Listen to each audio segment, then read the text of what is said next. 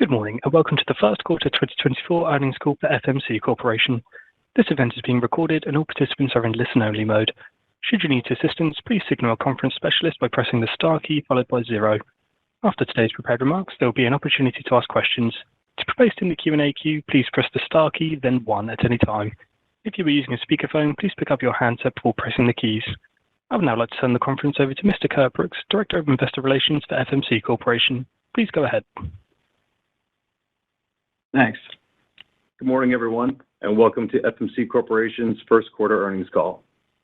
Joining me today are Mark Douglas, President and Chief Executive Officer, and Andrew Sandifer, Executive Vice President and Chief Financial Officer.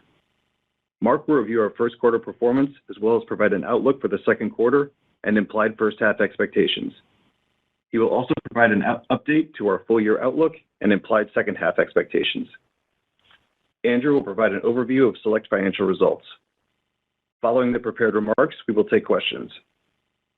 Our earnings release and today's slide presentation are available on our website, and the prepared remarks from today's discussion will be made available after the call. Let me remind you that today's presentation and discussion will include forward-looking statements that are subject to various risks and uncertainties concerning specific factors, including but not limited to those factors identified in our earnings release and in our filings with the Securities and Exchange Commission. Information presented represents our best judgment based on today's understanding. Actual results may vary based upon these risks and uncertainties. Today's discussion and the supporting materials will include references to adjusted EPS, adjusted EBITDA, adjusted cash from operations, free cash flow, and organic revenue growth, all of which are non-GAAP financial measures. Please note that as used in today's discussion, earnings means adjusted earnings, and EBITDA means adjusted EBITDA. A reconciliation and definition of these terms, as well as other non-GAAP financial terms to which we may refer during today's conference call, are provided on our website. With that, I'll turn the call over to Mark. Thank you, Kurt. Good morning, everyone. Our Q1 results are detailed on slides 3, 4, and 5. We delivered a solid first quarter with EBITDA at the higher end of our guidance range and excellent improvement in cash generation. First quarter revenue declined 32% versus the prior year period. Volume declined by 27%, in line with the magnitude we've observed in the prior 3 quarters. The volume reduction was driven by continued channel destocking and is consistent with the change in grower behavior to delay purchases until closer to the timing of application. Market conditions were largely as we anticipated, and if not for some negotiated returns in Argentina, first quarter sales would have been in the lower end of our guidance range. We delivered EBITDA in the high end of our guidance range and earnings per share above the midpoint of guidance. In addition, we reported a very significant improvement in free cash flow versus the prior year period. Our earnings benefited from restructuring actions, and we still expect to deliver the targeted savings net of inflation of $50 million to $75 million this year. Slide 4 provides detail on our sales at a regional level. North America sales declined 48% due to lower volume against a record prior year period. Price was essentially flat. New products introduced in the last 5 years, or NPI, showed greater resilience versus the rest of the region's portfolio, with strong growth in fungicides, including Xyway, which is based on flutriafol, and Adastrio, which is based on our newly launched active ingredient, fluindapyr. Turning to Latin America, sales were down 20%, a decline of 22% excluding FX. Volume was lower in most countries and included negotiated returns in Argentina, resulting from a change in a distribution relationship. LATAM reported the least volume decline of our 4 regions. Our differentiated products in the portfolio performed well. Branded diamides grew double digits, aided by the recently launched Premio Star insecticide and continued growth of our Cyazypyr brands. New products reported strong growth, including sales of Onsuva fungicide, which is based on fluindapyr. Sales in Asia declined 29%, 28% lower excluding FX. Reduced volume was the primary driver, with the most significant downturn in China driven by poor weather. India channel destocking continues, although dry weather limited the applications. Pricing pressure was in the high single digits. NPI sales were essentially flat to prior year and outperformed the rest of the portfolio, including sales in Australia of Overwatch herbicide based on isoflurane.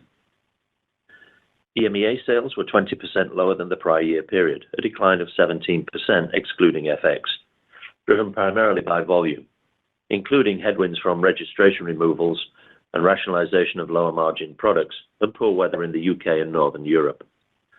We did grow volume in other parts of Europe, most notably France, Poland, Italy, and Spain.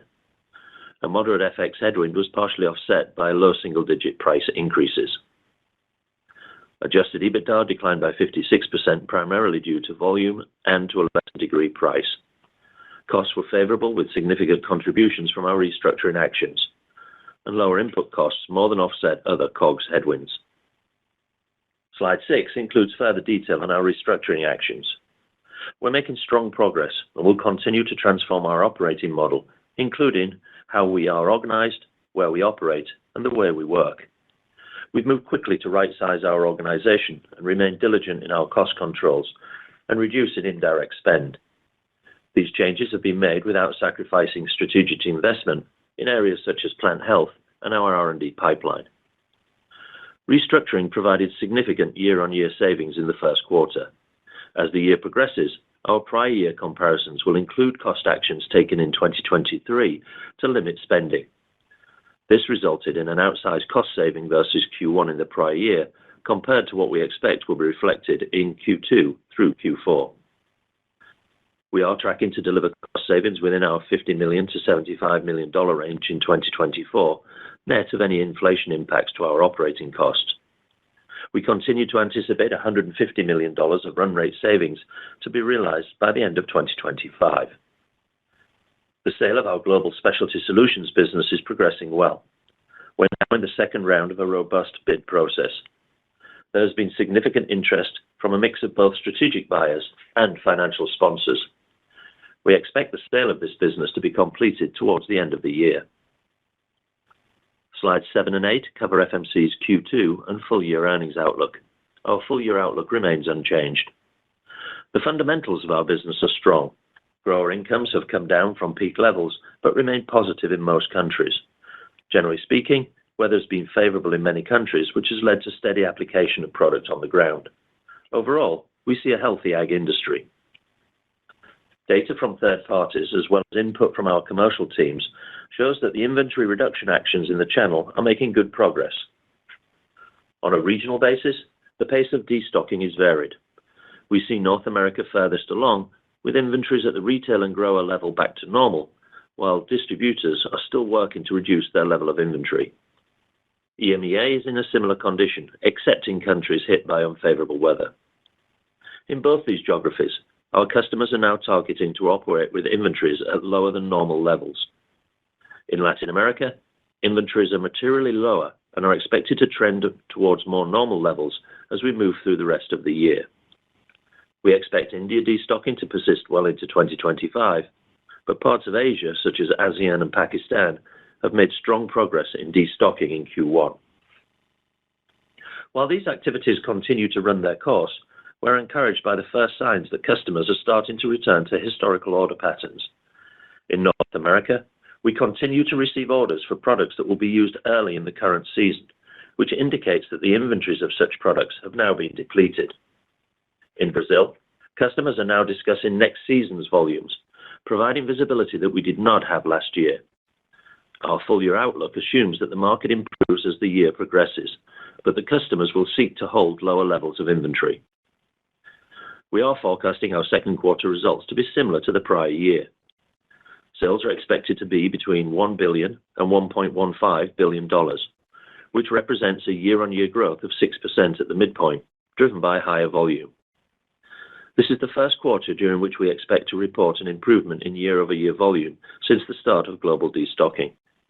Price is anticipated to be a headwind in the low to mid-single digits, and the FX outlook is neutral. Our outlook assumes customers continue to reduce and maintain inventory levels in many countries, with a significant amount of the volume growth we're forecasting in the quarter coming from new products.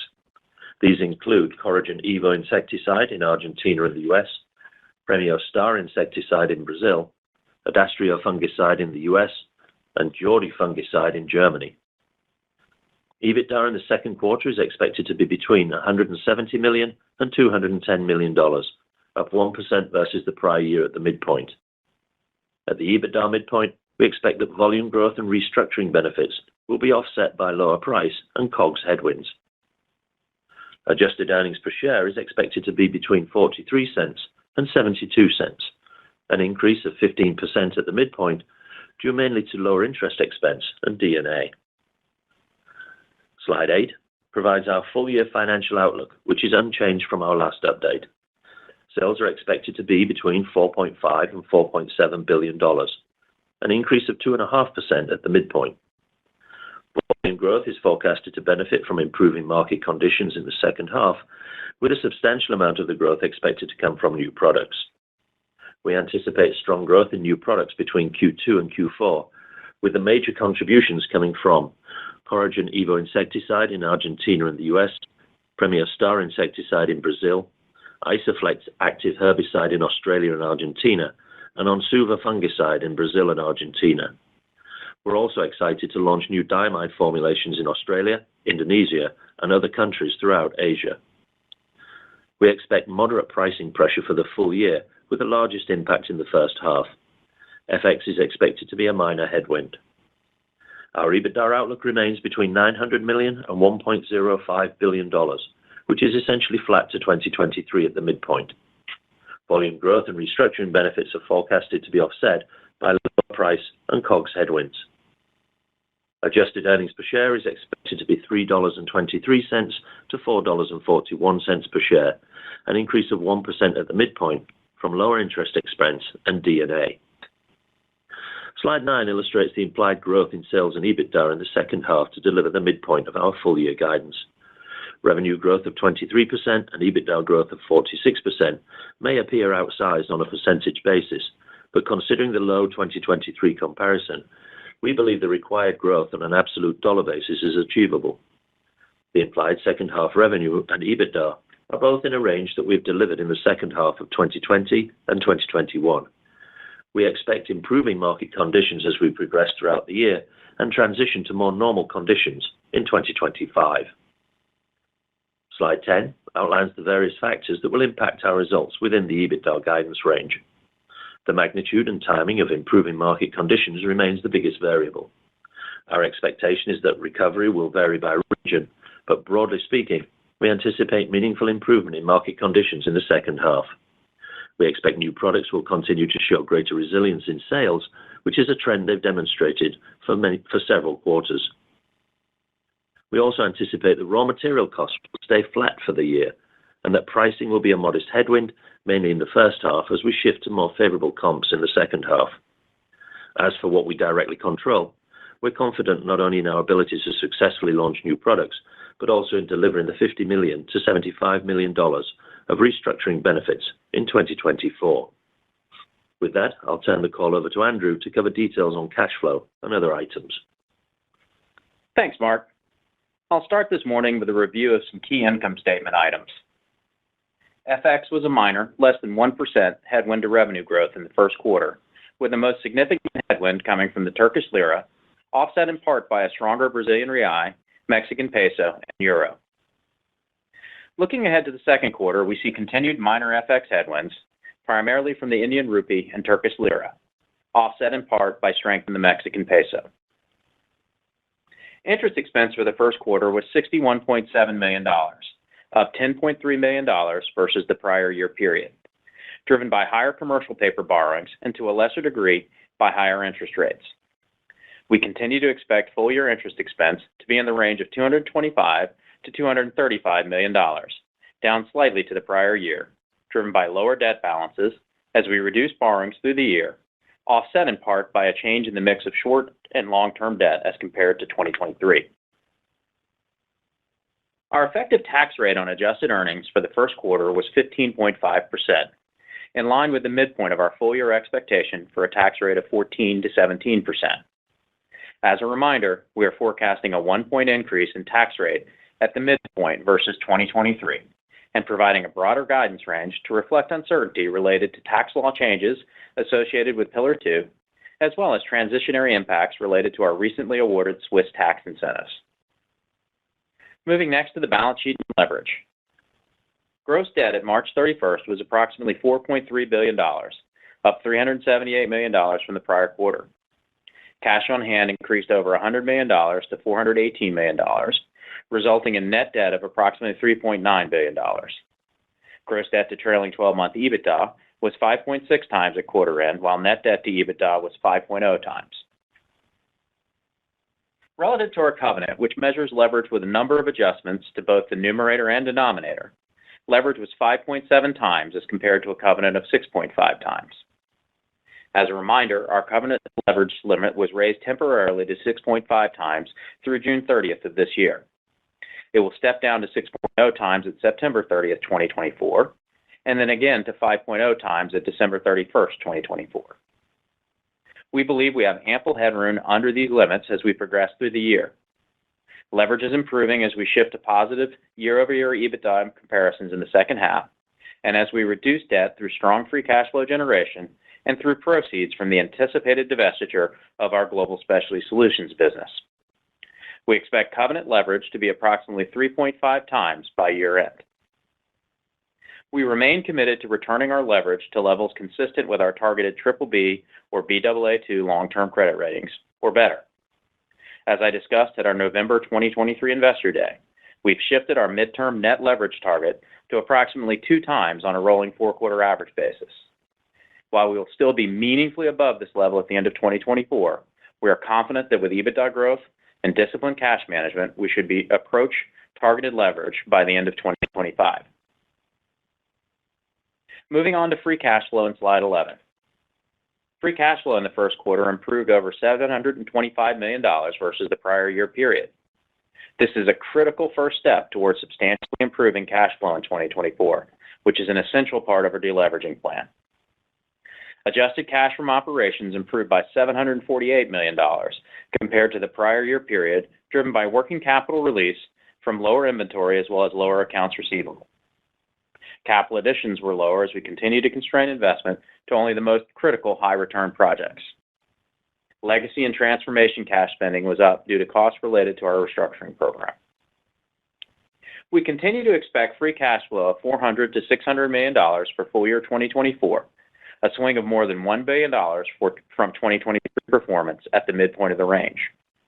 This increase is expected to be driven by significant cash release from rebuilding accounts payable and reducing inventory, partially offset by higher accounts receivable due to the revenue growth in the second half of the year, and with modest improvement on other items such as cash interest.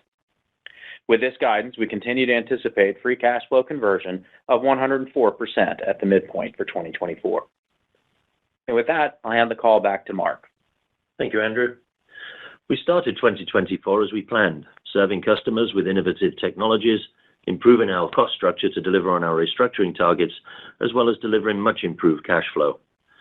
The crop protection market has started to turn to more normal buying behavior, and we believe market conditions will continue to improve as we move for the rest of the year and into 2025.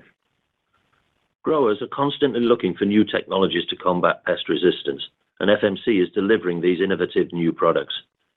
We expect approximately 17% of our revenue this year will come from products introduced in the last 5 years, a record for our company, up from 10% in 2021. This growth is despite the challenges the industry has faced over the last year and shows the value growers place on new technologies. With that, we're now ready to take your questions. We will now begin the question and answer session. To be placed in the queue, please press the star key, then 1 on your touch-tone phone. If you are using a speakerphone, please pick up your handset before pressing the keys. Please limit yourself to 1 question. If you have additional questions, you can jump back in the queue. To withdraw from the queue, please press star, then 2. At this time, we will pause momentarily to assemble our roster. First question today comes from Vincent Andrews at Morgan Stanley. Vincent, your line is open. Please go ahead. Thank you, and good morning, everyone. Wondering if you can give a bit more color on the first quarter sales. You referenced the Argentina issue, that would have gotten you to the low end of your sales guidance. Could you just tell us a little bit more about that, and then help us understand what could have happened that might have gotten you to the midpoint 1Q. It also sounds like you're expecting volume growth in 2Q to largely come from your new product initiative. So what does the base business need to do in 2Q in order to hit your guide? Yeah, thanks, Vincent. Let me just expand on the Q1 comment first of all. We did highlight, obviously, a distributor arrangement that we changed in Argentina. We talked before about being very careful how we do business in the Southern Cone and in Brazil. We've been extremely diligent in protecting our balance sheet. We saw an issue with a distributor that we had in Argentina, and we decided to take material back from that distributor and end that relationship.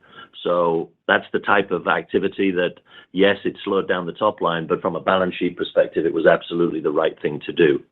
I think the second feature that impacted us in Q1 that we were not expecting was really the terrible weather in Northern Europe. For those of you that follow these things, the UK has had, I think, its wettest spring for about 200 years, and the same in Scandinavia, the same in Germany, Holland, Belgium. That was really the other factor that brought down our revenue. So over and above everything else, pretty much all the regions performed as we expected. Moving forward and looking through Q2 and then into the rest of the year, I would start by saying, first of all, the market, the fundamental market, the use of products and technologies on the ground remains robust around the world. Yes, there are pockets where weather has impacted, but generally speaking, growers are protecting their crops with the best technologies they can find. What does that mean for us? Well, relationships with our growers are, I would say, at a different level in terms of communication and conversation about the future today than we've seen over the last year. I'll give a couple of examples. Brazil. Our orders on hand today are significantly higher than where they were this time last year. In other words, growers have depleted much of their inventory. They are now asking distribution and retail, and hence FMC, we need materials going into the next season. Acreage is expected to increase in the 24-25 season in Brazil, so they're expecting a good year. We now have those orders on hand. What does that mean for us? It gives us better insights into the second half, but also it's given us confidence to now carefully start bringing back manufacturing lines that have been closed over the last year. So we're bringing back manufacturing on the basis of the orders that we have on hand for Brazil.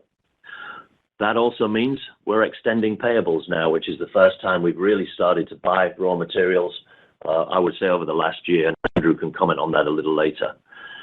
In Europe, conversations with growers are now changing to be, what do I need for the rest of the season, rather than what do I need for this week or the next week. So that starts to give you the feel that there is more of a longer term view. Yes, people have changed their inventory levels, and that's the way they're going to operate their business, but they're asking for materials. In the US, we're still selling products that are used very early in the season, even in May, which is unusual. What does that tell you? It tells you that the inventories of those products have been totally depleted. We're selling for products that will be used right now. So you take those three big regions alone, there is better visibility for us as we go forward. That also contributes to our view of new products and our launches of new products. I listed in the script numerous products that are being launched, from herbicides through the new fungicides through insecticides. It's the new technologies that drive the value, and growers are always looking for new tools to invest in resistance breaking, and that's what we provide. So generally speaking, that's how we expect the year to flow. It's why today in May do we feel confident to leave our forecasts where they are versus where we were in February. We have a better sight of where our customers are today than we had in February.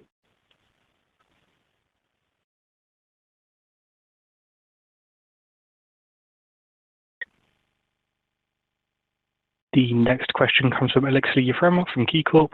Alexei, your line is open. Thanks and good morning. This is Ryan on for Alexei. Just a quick one from me. Can you guys talk about the level of pricing for your brand and diamides versus the rest of the portfolio?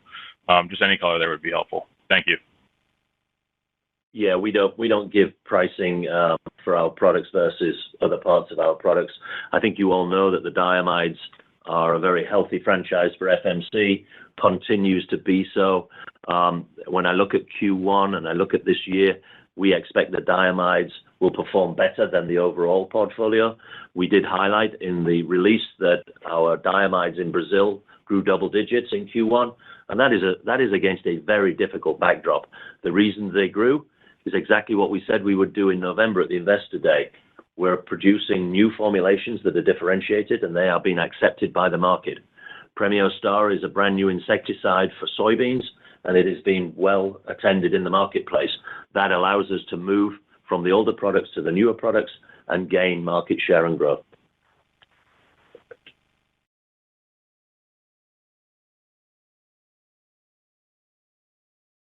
The next question comes from Christopher Parkinson at Wolfe Research.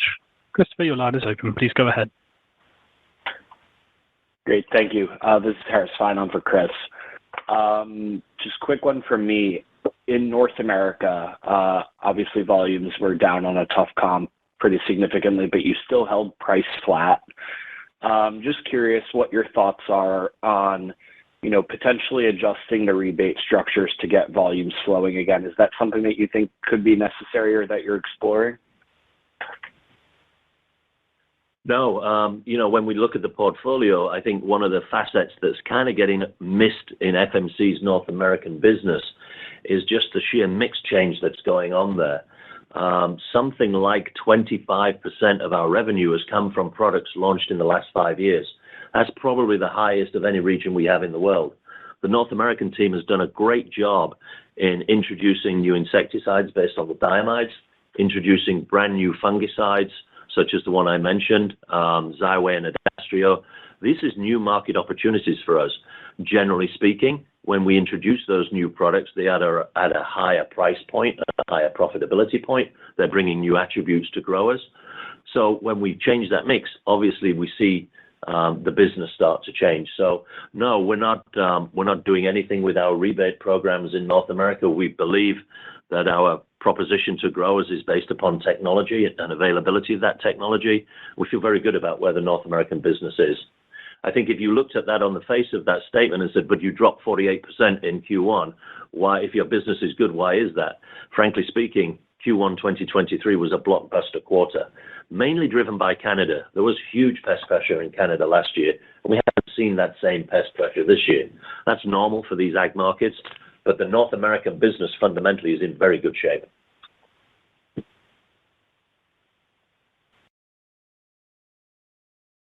The next question comes from Josh Spector from UBS. Josh, your line is open. Please go ahead. Yeah, hi, good morning. So I wanted to ask specifically on your second half guidance. I think one of the parameters you have in there is second half pricing out flat year over year. Can you characterize your level of confidence in that, just especially given that you're seeing, mid-teens down in Latin America today, high single digit down in Asia? What normalizes that? And, would you flag that a risk or not at this point? Andrew, do you want to make a comment? Yeah, thanks, Josh. Look, I think you have to look at the price of where we are and the overall progression of this correction. We've had downward price movement in Q3 and Q4 of last year, as well as in the first quarter of this year, with more overall low single, mid single digit, -3 in Q3, -5 in Q4. Low single digit, mid single digit kind of price ranges overall, but with a significant amount of that pricing being in Latin America. As we finish the season, we will be going into the new season in the fall, anniversarying very significant price reductions in Latin America. So we're not anticipating that there's big shifts in list price as we go into the new season, given where we already are.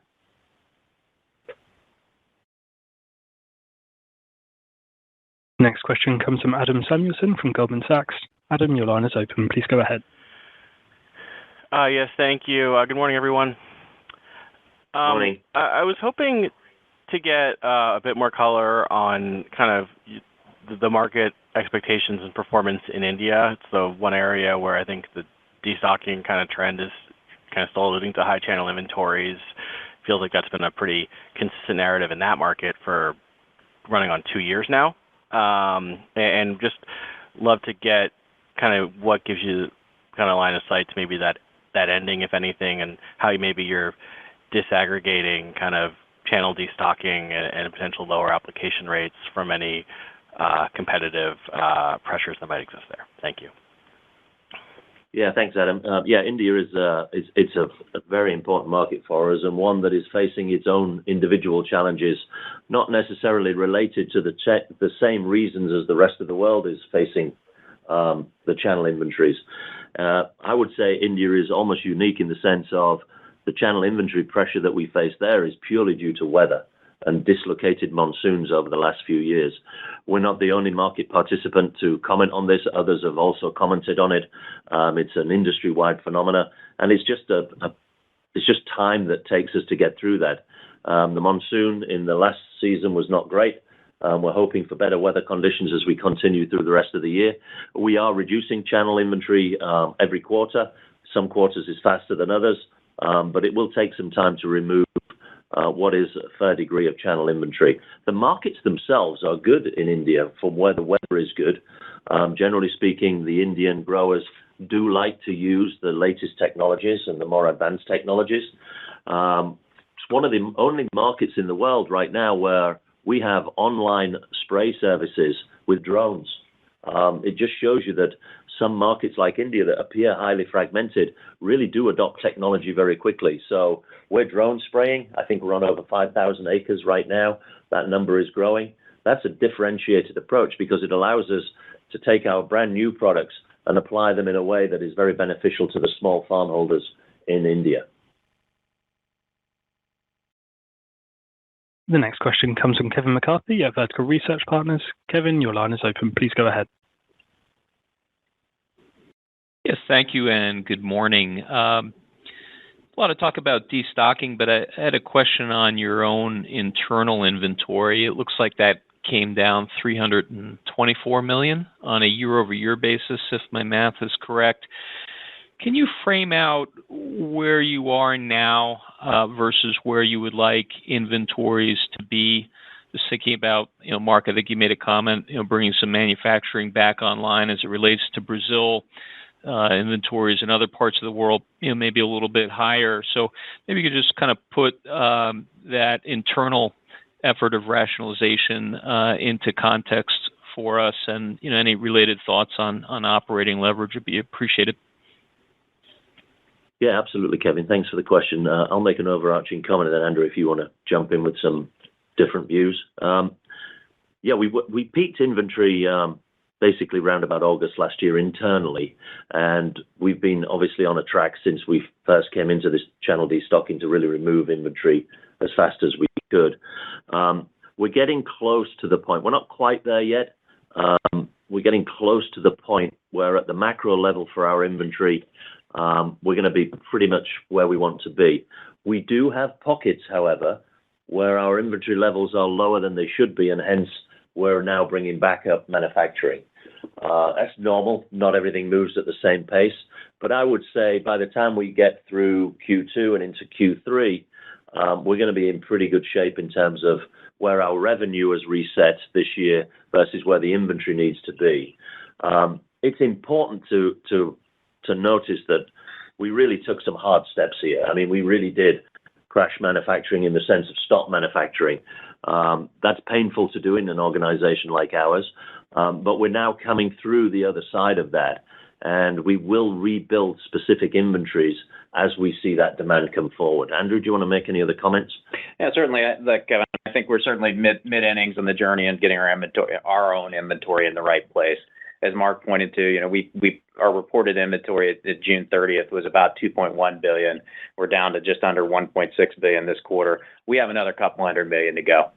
It won't be a one big step. It'll be bit by bit, because I think there's a very delicate balancing of ramping up production, as Mark mentioned, particularly for products where we're already in short supply, and balancing it with the inventory we have on hand and its sell-through. This is a part of the algorithm for generating free cash flow this year. As we ramp up that production, build up our payables back to more historically normal levels, but maintain inventories that are more in line with our current sales levels. So there will be it won't be one big step, but through the rest of the year, you should expect another $200 million in inventory to come out of our balance sheet, and that will translate to contribution to free cash flow generation for the year. Yeah, Andrew, I'll just add one comment, Kevin. Andrew mentioned here that it's what he called a fine balance. I call it a fine balance, fine dance. Remember, we have to go to our raw material suppliers and ask for products to feed this pipeline. And many of them are in the same position that we are. In other words, they have their manufacturing shut down. I think you know that this is a very, very complicated supply chain and quite long.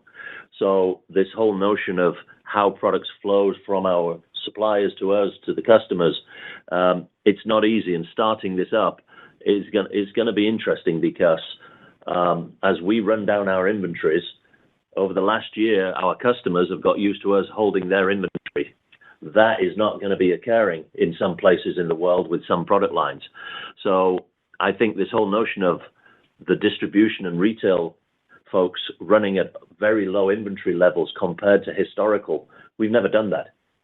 So it's going to be interesting to see how this plays out for the value chain and how we manage inventory going forward as growth starts to come back. Thanks very much. Thank you. The next question comes from Joel Jackson from BMO Capital Markets. Joel, your line is open. Please go ahead. Hi, good morning, everyone. I'm going to ask 2 questions in one. Just you reset, I think, senior management in Brazil. Maybe you could first talk about, what's changed there, maybe what you're seeing there, maybe what you've learned with new eyes looking at it. Second of all, just to reconcile a couple things you said on this call this morning. So I think you said that you're seeing customers now put out giving you order visibility a bit later than they were, not just hand to mouth. But I think you also said that customers are going to be running with lower inventories than they normally have. I may have got that wrong, but can you reconcile those 2 comments if I got that right? Yeah, thanks, Joel. New management in Brazil. It's the first time that FMC in a very long time has brought somebody in to be the president of a region from outside the company. We have a very robust human capital process inside the company where we develop talent and move them around the world. We felt now was a good time to bring in talent from the outside, and we brought in a very experienced industry veteran who has both crop protection background but also retail and distribution background. So we're getting the best of both worlds there. What are we learning? We're learning that we can expand our customer presence in the sense of where the pockets are that we can go and expand into. So that's a good sign from a market growth perspective. Also, bringing that retail and distribution mentality allows us to think about how we build our offers into that part of the channel to make FMC's overall portfolio very attractive. I think from the order visibility and lower levels of inventory, Joel, I would say that both are occurring. The fact that people are holding lower levels of inventory is one thing, but it's where it is in that chain that you have to think about. It may be that distribution wants to hold lower levels of inventory, but retail might not because they have to service the customer from what they have. So don't think of the 2 pieces as being opposed to each other. They actually do work hand in hand.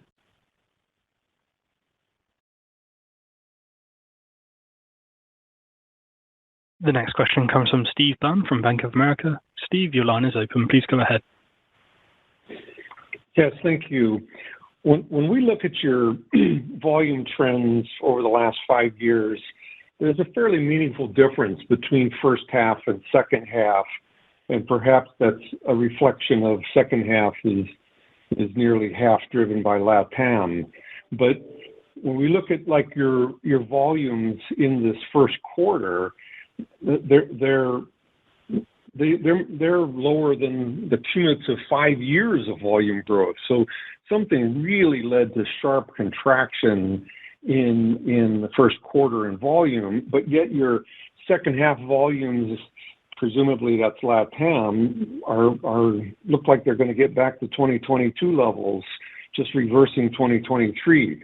So I guess I'm trying to understand your why the difference is between first and second half in your outlook, and is that second half potentially driven by just robust demand for insecticides? There are some additional insect pressures in South America these days. Do you want to make some comments? Yeah. Hey, Steve, it's Andrew. Thanks for the question. First, just to put some of this in context, I think Q1 of 24 here is the last quarter where we're comparing to a pre-channel inventory disruption world. Right? As Mark mentioned earlier, Q1 of 23 was a record quarter for us. Our North America's region was up 41% in Q1 of 23 year on year, to put it in perspective, right? So we're dealing with a big swing from a peak to more, correction kind of zone. And, the volume performance in Q1 of 24, very much in line with what we've seen with all 4 quarters of this channel correction. I mean, Q2 of 23, we dropped 31%. Q3 of 23, we dropped 27% volume. Q4, we dropped 25% volume. This is, the Q1 performance, I would say, just put in context, is just a continuation of the channel correction that we've always said was going to take at least a year to clear up, that you had to get through an anniversary this change before you would start seeing any kind of volume return. So I'd put Q1 in that context. But to the second part of your question, which I think is an interesting one, in terms of the size, the growth in the second half. And look, if you look at percentages in the slide that's in the presentation, 23% top line, 46% bottom line growth in the second half. Those feel like very large numbers. I get it. But when you look at our historical size of business, revenue dollars in the second half that we're implying are similar to what we did in 2021, well before the overbuying of 2022. EBITDA dollars are actually lower than 21, sort of between our performance in the second half of 2020 and 2021. So we're not counting on, massive correction. We're not counting on recouping 2022 type positions where we acknowledge there was overbuying. What we have here is a return to more normalcy. And given that LATAM in particular, if you think about what drives our second half, certainly LATAM's a big chunk of it, and the U.S. market and the pre-stocking in Q4, big chunks of it. Both of those businesses took big corrections in 23 and have taken big corrections through the remainder of the season. As Mark's described, we're finishing up the current season in Latin America with much lower inventories, particularly at grower and retail level. So we're going into a market that, not normal, but improving. And I think that's the key, the improving market conditions. So net, we think that the size of the absolute dollar business we're forecasting doing in the second half is reasonable, given, that we are past the worst of these year-on-year comparisons, and we're growing certainly growing from a smaller base. So again, just be careful, don't get all overwhelmed by the percentage change here. The absolute dollar size of the business, again, compares pretty much to what we were doing in 2020 or 2021.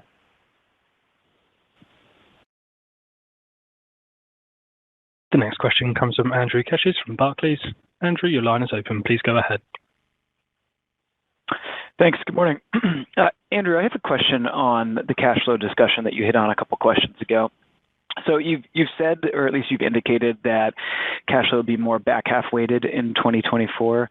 But I also heard Mark talk about starting to rebuild some of those payables already in Brazil. So can you give us a sense just for the cadence of cash flow from here? The second quarter is typically a source on a free cash flow basis, but just any sort of relative sense and how back-end weighted should we expect it? And then if I can sneak in a tiny follow-up, you did mention continued deleveraging in 2025. This year appears to be mostly cash inflows and debt repayment driving that. Is next year going to include debt repayment as well, or is that more about EBITDA growth? Thanks. Certainly. Thanks, Andrew. Appreciate the questions. Look, I think on a dollars of cash flow basis, the free cash flow is very heavily weighted to the second half this year. We were negative free cash flow in the first quarter, as is normal, but significantly less so than the prior year quarter, right? And that's a big inflection and marks the change in inventory levels for us, where we would traditionally have a working capital build in Q1 with growing inventory. Q2, I would expect still probably to be break even to negative cash flow. We're not going to guide it precisely. There's just too many moving variables. But I would tell you that essentially all of the positive free cash flow for the year is going to come in the second half.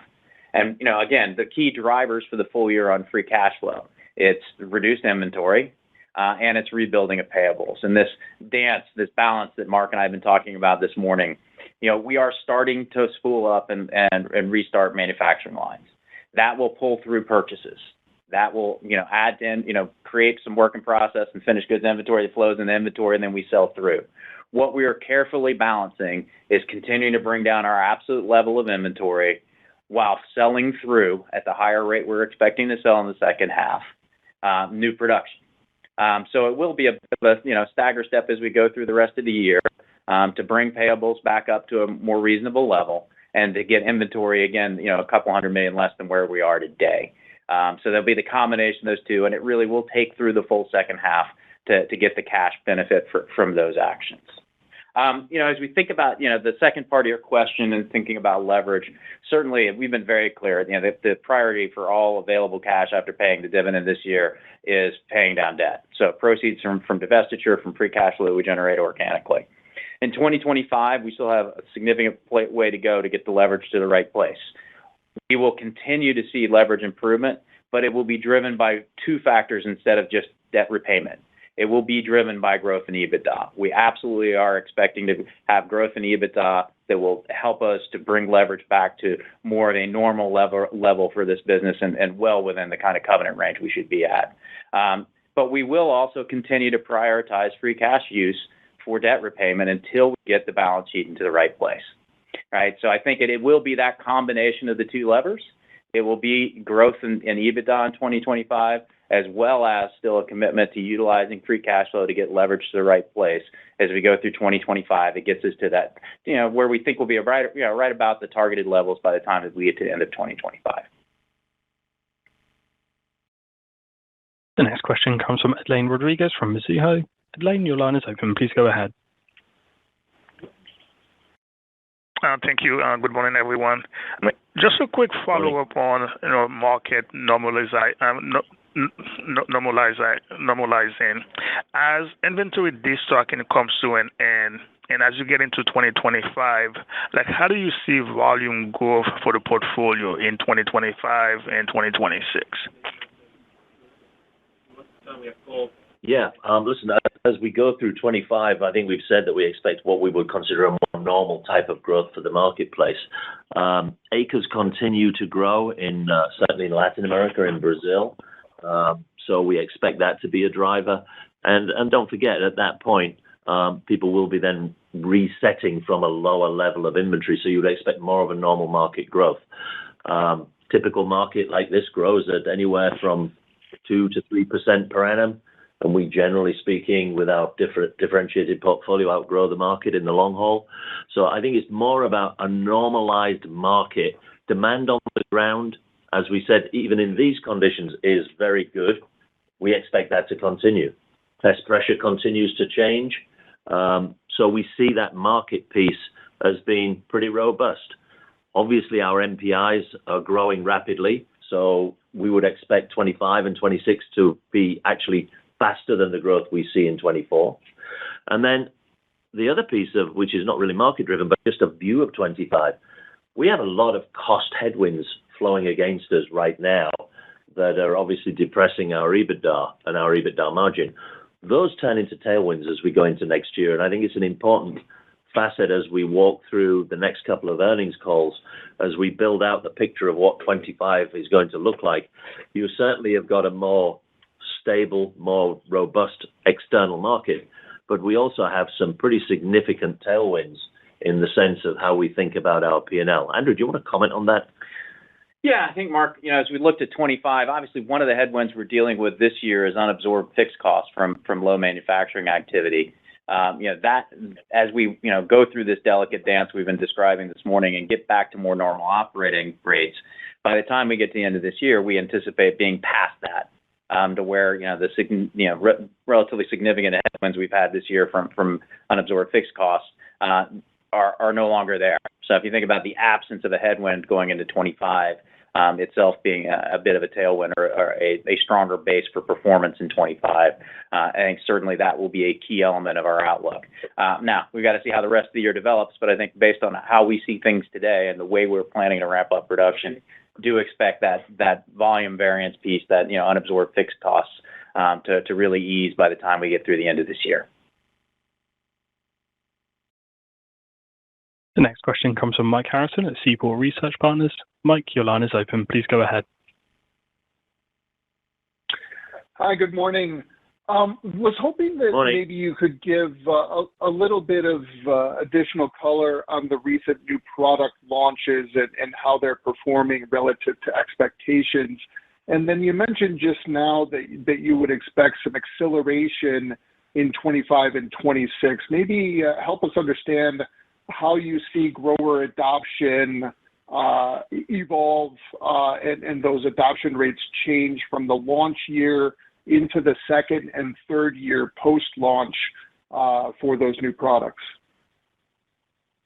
Yeah, thanks, Mike. If you look at what we've been talking about today in terms of how we think about what we call MPI products launched in the last 5 years, we've gone from back in 2020, 2021, about 10% of our portfolio from those new MPIs. In 23, it was about 13%. We expect it to be about 17% this year. You can see that it takes a number of years for those numbers to start to creep up. And the reason is you never get to peak sales in year one. I mean, it's impossible in this market.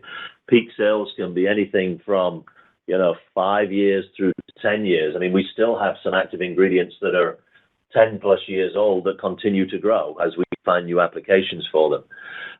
We've talked about the fungicides. North America doing a very good job, especially with the fluindapyr-based fungicides. They've now been launched in Brazil and in Argentina, and they'll be launched in other parts of the world as we go through 25.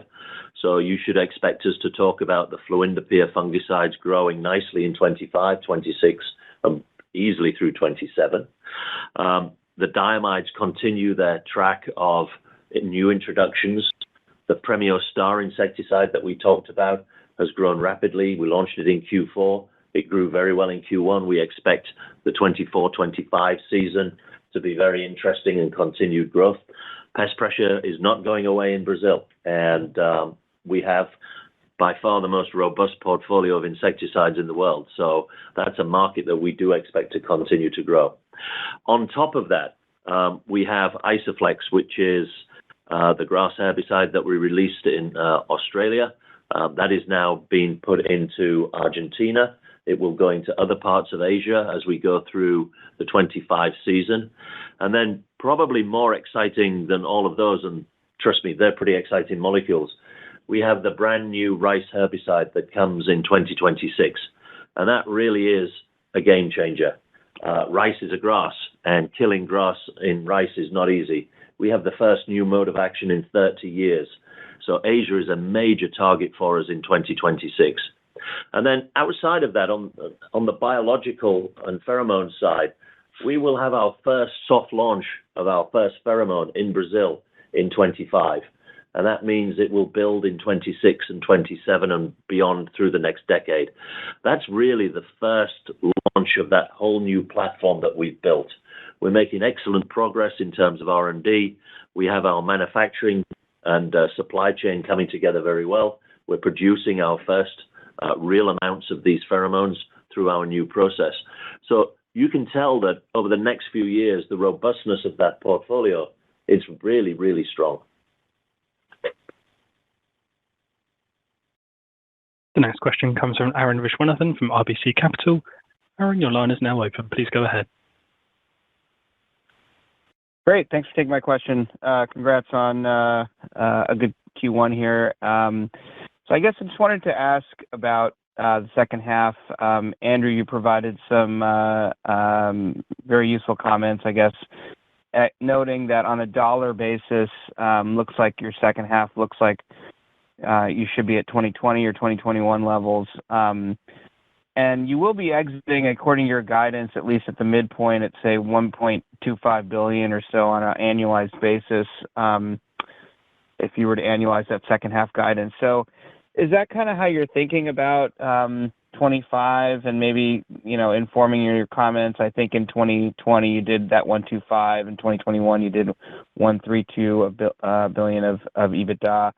I know it's still a ways away, but just kind of thinking if you think that the second half guidance really encapsulates that normalization Thanks. Yeah, thanks, Arun. I think certainly, look, always cautious when trying to annualize a very seasonal business, right? And obviously different dynamics in each quarter with regional mix and product mix, et cetera. But I think your bigger point, right, return to sales levels that are, not necessarily 2022 by any means, but that sales and EBITDA levels that look more like where the business was a few years ago, not an unreasonable assumption going into 2025.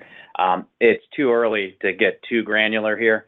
But, I do think, a combination from top line, we're in a situation right now where inventories downstream of us are really getting more and more light.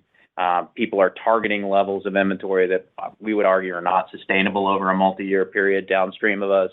That at some point there has to be some rebalancing. That's not going to happen quickly, but over time there could be some rebalancing. And just getting back into the more normal flow. Look, the one thing we've pointed to and we're very comfortable and confident with, grower use of crop protection chemistry has been steady and increasing throughout this disruption. We had an overbuying in the channel in 2022 that built up excess channel inventory.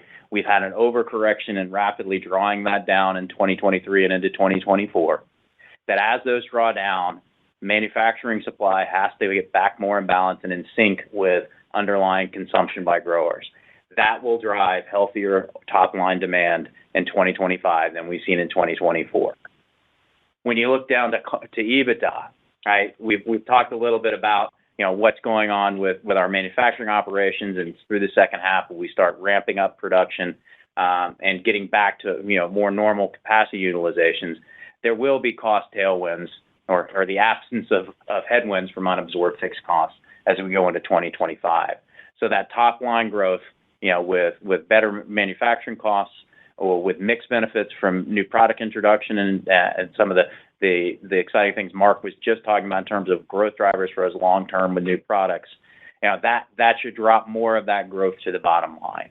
So, again, too early to give firm outlook for 25, but I do think we feel pretty strongly that there's a positive outlook out there. We have, a couple more quarters to really get through here. Q2 is a big inflection with a return to volume growth.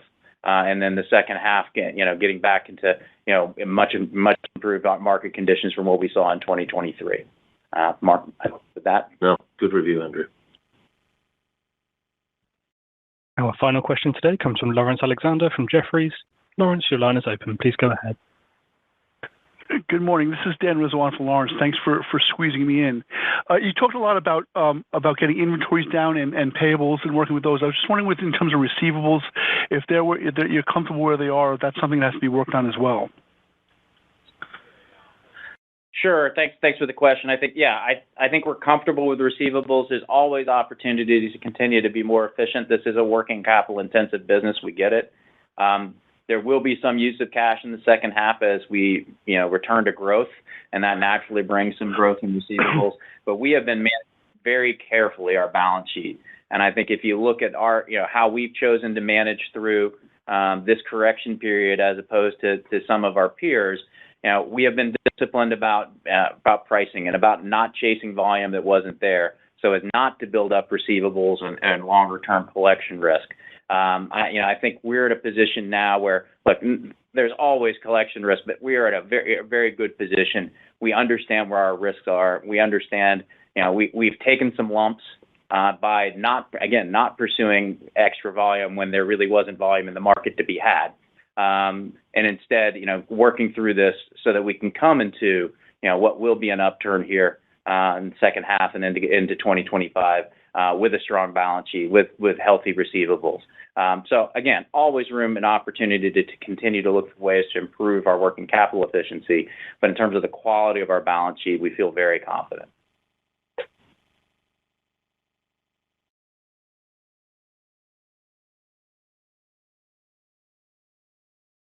We've now concluded our Q&A session, so I'll hand the call back to Kurt Brooks.